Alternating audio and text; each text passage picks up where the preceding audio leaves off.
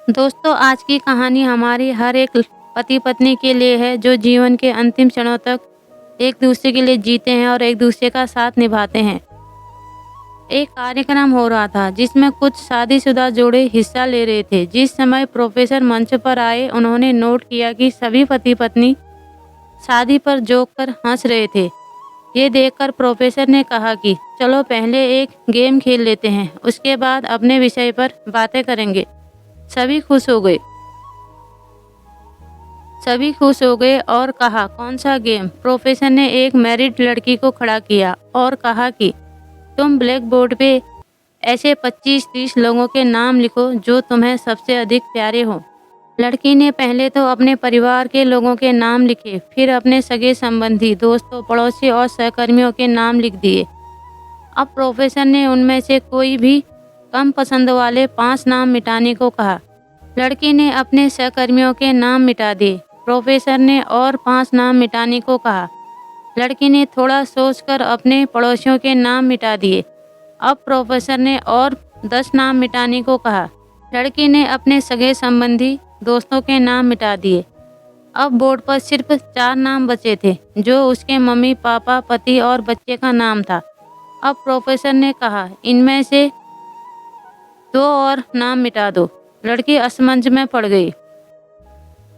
बहुत सोचने के बाद, बहुत दुखी होते हुए उसने अपने मम्मी पापा का नाम मिटा दिया।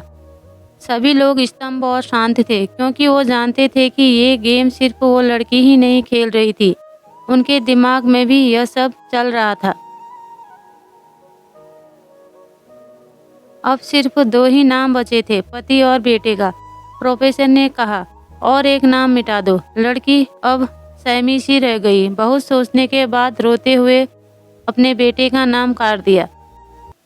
प्रोफेसर ने उस लड़की से कहा, तुम अपनी जगह पर जाकर बैठ जाओ, और सभी की तरफ गौर से देखा और पूछा, क्या कोई बता सकता है कि ऐसा क्यों हुआ कि सिर्फ पति का ही नाम बोर्ड पर रह गया?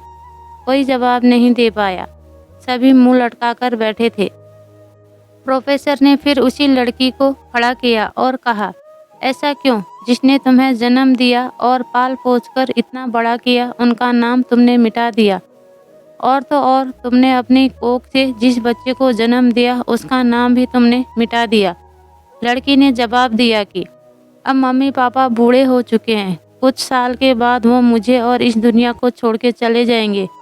मेरा बेटा जब बड़ा हो जाएगा तो जरूरी नहीं कि शादी के बाद वो मेरे साथ ही रहे, लेकिन मेरे पति जब तक मेरी जान में जान है, तब तक मेरा आधा शरीर बन के मेरा साथ निभाएंगे। इसलिए मेरे लिए सबसे अजीज मेरे पति है।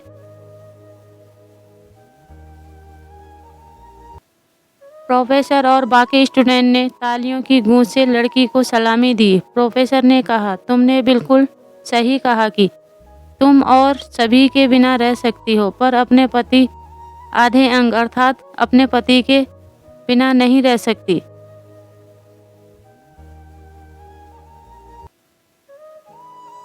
मजाक मस्ती तक तो ठीक है, पर हर इंसान का अपना जीवन साथी ही उसको सबसे ज़्यादा अजीज होता है।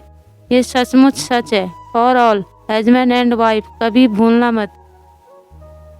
दोस्तों, आपको ये कहानी कैसी लगी? अच्छी लगी हो तो शेयर कीजिए, लाइक कीजिए, कमेंट कीजिए और मेरे चैनल को सब्सक्राइब कीजिए। पूरी कहानी सुनने के लिए आपका बहुत बहुत धन्यवाद।